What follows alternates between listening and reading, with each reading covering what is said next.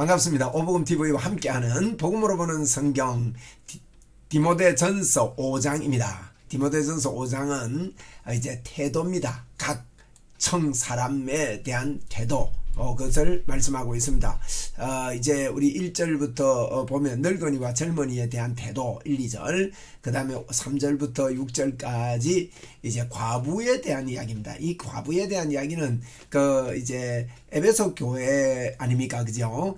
디모데전서 전후서는 에베소 교회를 목회하고 있는 디모데에게 보냈습니다. 그렇기 때문에 에베소 교회와 연관해서 생각하지 않으면 안 됩니다. 에베소 교회는 어떤 교회입니까? 아데미 신전이 있었고, 아데미 여신을 통해서 여사도들의 문란함이 일반화되고 그게 문화가 되어버린 그런 곳에서 교회가 세워졌습니다. 그러다 보니까 이 여성들의 생각이나 사고나 사회적인 전반적인 깔려있는 것들이 별로 죄의식이 없었던 거예요. 옛날에 우리가 그랬지 않습니까? 옛날에 남자들이 첩을 가지고 이렇게 사는 거에 대해서 별로 동네 사람 다 알아도 괜찮고 가정이 알아도 괜찮고 심지어 부인까지 알아도 괜찮은 그런 시대가 있었습니다. 우리나라에도. 그게 문화가 되면요, 그게 죄의식이 없는 거예요. 그런데 이런 문화 속에서의 여성들을 향한 과부들을 향한 메시지다, 이렇게 보시면 되겠고, 특별히 이제 3장 4장에서 일꾼들을 세워서 일꾼들을 잘 양육하라고 하면서 그랬는데, 이 장로들에 대한 태도, 장로들을 대하는 태도에 대해서 말씀하고 있습니다. 그래서 5장은 태도라고 볼 수 있어요. 태도. 우리가 뭘 하든지 태도가 좋아야 됩니다. 사람을 만나는 태도, 예배 드리는 태도, 기도하는 태도, 그죠?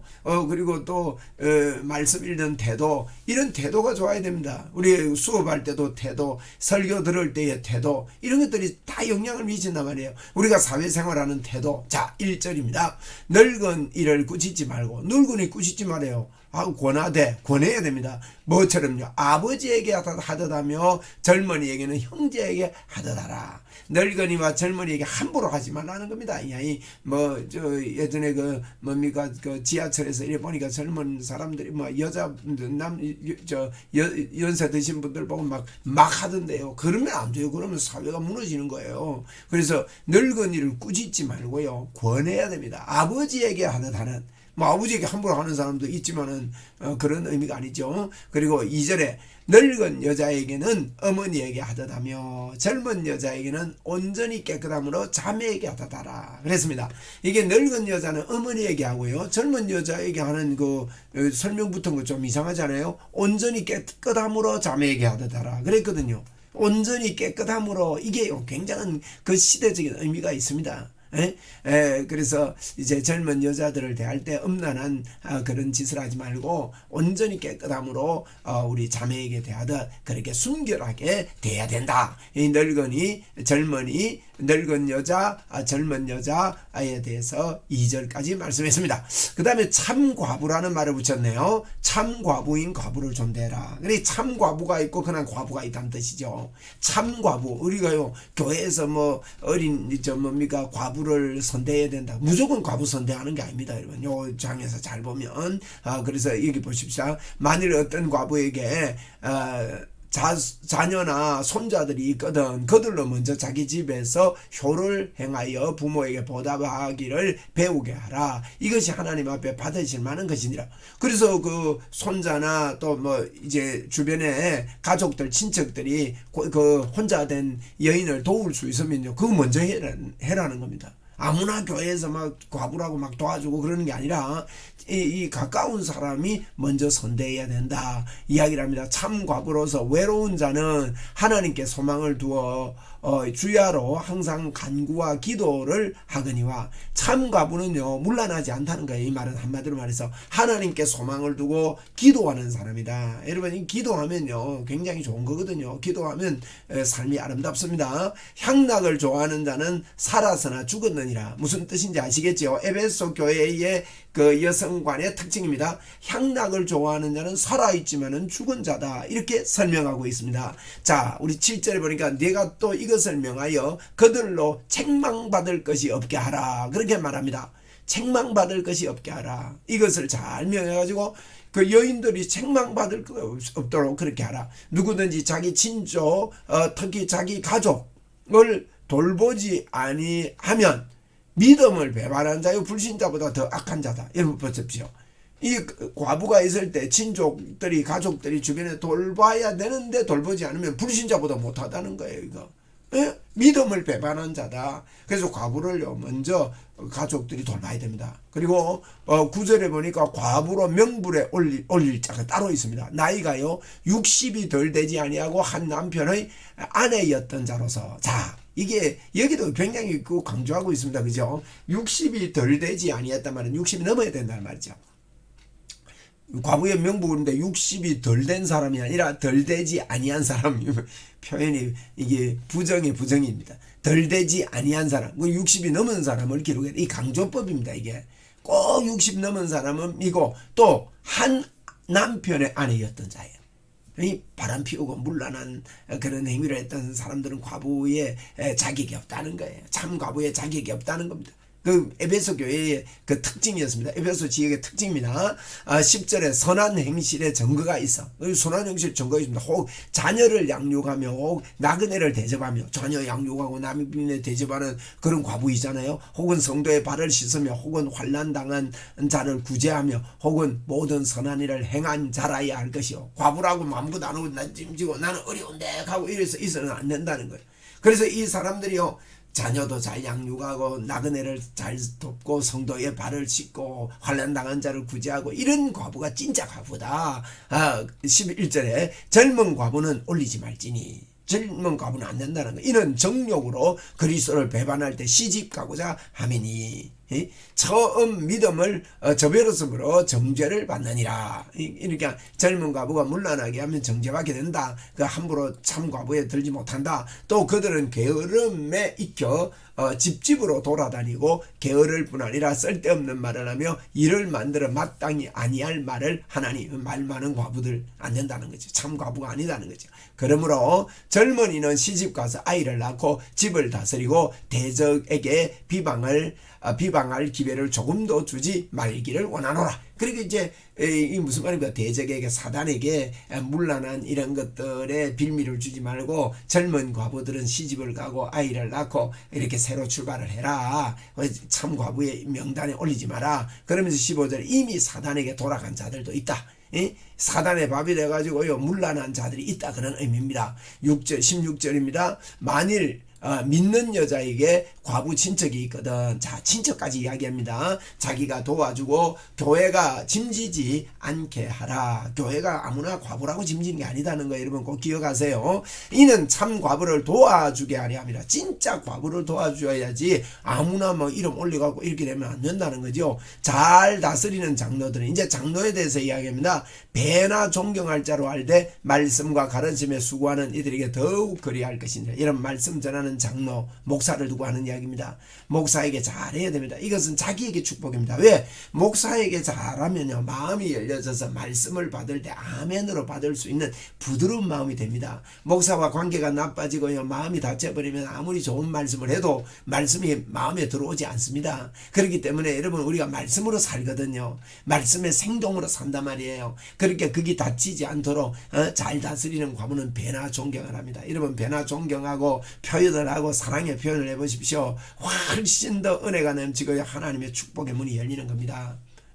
뭐 대접받으려고 그러는 게 아니고요 나를 위해서 하는 이야기예요. 18절입니다. 성경에 일렀으되 곡식을 밟아 떠는 소의 입에 망을 씌우지 말라 하였고 또 일꾼이 그 삭슬 받는 것은 마땅하다 하였느니라. 구약에 그랬죠. 소의 입에 망을 씌우지 말고 일을 시켜라. 그럼 풀도도 먹고 싶으면 풀도도 먹고 곡식을 좀 먹고 싶으면 곡식도 먹고 이렇게 하도록 그 수고의 대가 싹을 받아야 되듯이 복음 전가하는 자들에게 싹을 반드시 주어야 된다. 그런 이야기입니다. 19절입니다. 장로에 대한 고발 있어요. 고발. 막 비난하고 고발하는 거 있죠. 이게 함부로 막 하면 안 됩니다. 그 말이 있거든요. 두세 증인이 없으면 받지 말아라는 거예요. 여러분 그래야 됩니다. 두세 증인이 있어요. 내 봤다. 내 혼자 봤다. 나는 그렇게 생각한다. 이거 안 돼요. 여러분 절대 비비원불 하면 안 돼요.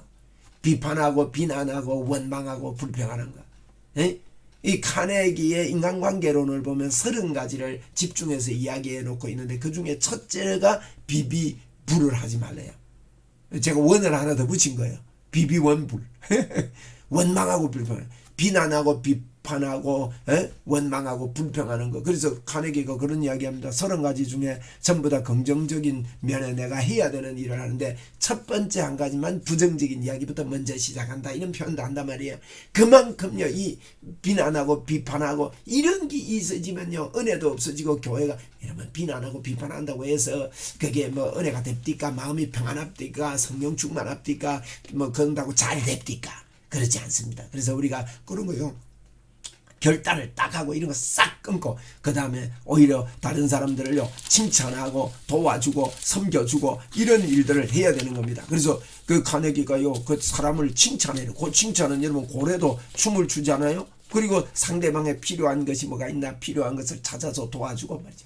그리고요 관심을 가져줘야 돼요. 이러면 우리가요 나와 별 관계가 없다고 무관심 하는 것만큼 무서운 게 없습니다. 무관심만큼 사람을 절망에 빠뜨리는 게 없다고요. 그러니까 어떤 일에 관심을 가지고 관심을 보이고요, 내가 못하더라도 수고한다 그러고 도와주고 같이 하고 이래야 됩니다. 그럼 5번째, 이분이 뭐라 하는가 하면 얼굴에 늘 미소를 지으랍니다. 하하하하 이렇게. 그러니까 우리가 그 장로들을 비난하고 할 때 두세 정인 없이 받지 말라, 이것이요 정말 복음 전거를 위해서 우호적인 사람이 돼야 됩니다. 그 우호적인 사람이 되기 위한 첫 번째 원리가 비비원불 하지 말아야 돼요. 그죠? 그 다음에 미소를 지을 뿐만 아니라 그 상대방의 이름을요 잘 기억을 해야 됩니다. 이름은요 노력해야 됩니다. 노력 안 하면 자꾸 잊어먹고 헷갈리고 해야 됩니다. 그러면 이름을 불러주면서 칭찬할 수 있는 그 훈련들을 자꾸만 이렇게 해야 됩니다. 그 다음에요 사람은요 의사전달 소통이 듣고 읽고 쓰고 말하고 이에 달려 있습니다. 근데 그 중에요 뭐가 제일 중요할까요? 4가지 중에. 우리가 국어에 보면 듣기, 읽기, 말하기, 쓰기 있잖아요. 뭐가 제일 중요할까요? 듣기가 제일 중요합니다. 듣지 못하는 사람은요 말도 잘 못해요. 서울내기가 서울 말 쓰는 사람은 서울 말을 자꾸 들으면 서울 말이 되고, 경상도 말을 자꾸 들으면 경상도 말이 되고, 진리의 말을 들으면 진리의 말이 되고, 복음의 말을 들으면 복음의 말이 되고, 원망의 말을 들으면 원망의 말이 되고, 비난의 말이 들으면 비난의 말이 된다고요. 그래서 이게 듣는 게 중요한데요 상대방에게 경청하는 것은요 우호적인 사람이 되는데 굉장히 중요하다고 그렇게 말씀을 합니다. 그 다음에요 그 우호적인 사람이 되기 위해서 상대방의 관심사가 무엇인가, 우리가 장로님들을 존경하는데요 이런 것들을 잘 적응해서 존경하면 참 좋을 것 같아요. 관심사가 뭐냐, 상대방에게 그 상대방의 관심사에 초점을 맞출 때, 제가 어느 분을 전도하는데요 이분이요 목사를 만난다 그러니까 부인 보고 그랬대요. 부인도 이제 막 예수 믿고 교회 온 분이거든요. 그러니까 제가 첫 방문을 이렇게 하는데 남편이 그러더래요. 아이 목사가 오면 나는 뭐 인사 얼굴만 보이고 나는 공장에 내려갈 거다 그러더래요. 그래서 제가 또 갔는데 성령이 기도하고, 저는 전도자니까 전도할 마음을 이렇게 갖고 있는데, 아이 공장이 제법 큰 거예요. 그래서 제가 그분 그랬습니다. 이 정도 공장 세우려면 틀림없이 실패하고 망한 적이 있을 건데 오늘 망한 이야기 좀 들어보자고. 그랬더니만은 이분이요 자기 관심사거든 그게. 막 입에 거품을 몰고 이야기하다가 한 2시간 있다가요 덜컥 예수님을 영접해버렸어요. 지금 우리 교회 충성된 일꾼이 되어 있습니다. 얼마나 귀한 분인지 몰라요. 그러니까 이러면 이렇게 관심사, 상대방이 관심사를 말하게 하는 것은요 우리가 우호적인 사람이 되고 복음 전거의 지름길이 되는 겁니다. 그리고요 상대를요 당신이 중요한 사람입니다, 이걸 의식을 자꾸 시켜주라는 거예요. 그래서 우호적인 사람이 되기 위해서 카네기는 9가지를 이야기를 하고 있는데, 30가지 중에 이제 9가지, 인간관계 중에 9가지를 이야기하고 있는데요. 이 9가지 이야기 속에 이제 제가 오늘 좀 말씀을 이렇게 순서를 좀 드려봤는데, 그 중에요 비비원불을 잘해야 됩니다. 비비원불을 하지 말아야 돼요. 그래서 우리가 장로에 대한 고발, 두세 정인이 없으면 받지 말아라 그랬습니다. 자 20절에 보니까 범죄한 자들은 모든 사람 앞에서 꾸짖어 가지고 이제 꾸짖어 나머지 사람들로 두려워하게 하라. 범죄한 자는요 모든 사람 앞에서 꾸짖으랍니다. 여러분 이거요 이래야 됩니다. 범죄한 사람은요 모든 사람 앞에서 꾸짖어 가지고 그래 못하도록, 이걸 보고 징계라 그러죠. 사랑의 매라 그럽니다. 요즘요 징계가 죽어버렸어요. 징계하면 뭐 교회 옮겨버리고 막 이러니까 참 어려운 일입니다. 그죠? 모든 사람 앞에, 그죠? 왜 그러냐? 다른 사람에게 이 범죄에 다시 들어가지 아니하고 마귀의 괴계에 빠지지 않고 두려워하지 않도록. 21절입니다. 하나님과 그리스도 예수와 택하심을 받은 천사들 앞에서 내가 엄히 명하노니, 하는 예수님과 천사들 앞에 엄히 명하는데 너는 편견 없이 이것들을 지켜 아무 일에도 불공평하게 하지 말아라. 사람을 불공평하게 대하지 말아라. 이게 이제 디모데에게 이런 권면을 하는 겁니다. 디모데 목사에게 아무에게나 경솔히 안수하지 말아라. 이거 중요합니다. 다른 사람들의 죄에 간섭하지 말아라. 너무 죄에 간섭하고 집중하면요, 우리는 집중할 게 예수 그리스도께 집중해야 됩니다. 저와 여러분이 아무리 어려운 일 많이 당해도요, 어려운 일에 자꾸 집중하고, 제가 예를 들면 어려운 일을 당했는데 그 어려운 일을 막 계속 이야기하고 또 이야기하고 다른 사람 만나면 또 이야기하고 그러면 그게 기쁘겠어요? 즐겁겠어요? 마음이 평안하겠어요? 아닙니다. 우리는 이런 것을요, 많이 말할 필요 없이 예수님 이야기하고 예수님이 우리 속에 있음을 말하고, 여러분 꼭 그렇게 해야 됩니다. 그 다음에 23절에 이제부터는 물만 마시지 말고 내 위장과 자주 나는 병을 위하여 포도주를 조금 써라. 그럽니다. 우리가 술 마시지 마라 그랬잖아요. 이 술 마시지 말라고 바울 사도도 그 술에 인백이지 아니하고 그 장로를 임명할 때 그렇게 하라 그랬는데, 오늘 이 디모데 보고는요, 술을 조금 마셔라, 포도주를 조금 마셔라 이랬습니다. 이건 디모데가 굉장히 신경성이나 위장이 좋지 못했던 것 같습니다. 위장과 자주 나는 병, 연약했다는 뜻이죠. 그래서 약으로는 좀 써도 된다, 이런 이야기를 하고 있습니다. 24절에 어떤 사람들은 더러이 죄는 밝히 드러나 먼저 심판에 나아가고, 어떤 사람은 죄 때문에 죄가 빨리빨리 드러나지만 어떤 사람들은요, 죄는 그 뒤를 따르는, 죄가 다 안 드러나고 숨어 있는 사람도 있다는 거죠. 그래서 이와 같이 선행도 밝히 드러나고 그렇지 아니하는 것도 숨길 수 없느니라. 나중에는 죄도 범죄도 다 드러나듯이 일찍 드러나냐 늦게 드러나냐 문제죠. 결국 다 드러납니다. 여러분 보십시오. 정치하는 분들이 자기가 권력을 가지고 있을 때는요, 좀 부조리를 해도 그걸 덮어주지만은 정권이 바뀌면 또 덜 주고 우리나라 이게 큰일 났어요. 이거 자꾸 이런 일이 반복돼서. 그래서 정직하고 깨끗한 사람이 정치할 수 있게 그렇게 되는 나라가 되도록 우리가 기도해야 됩니다. 그렇죠. 얼마나 그 후에 보면요, 시끄럽고 그렇게 합니까?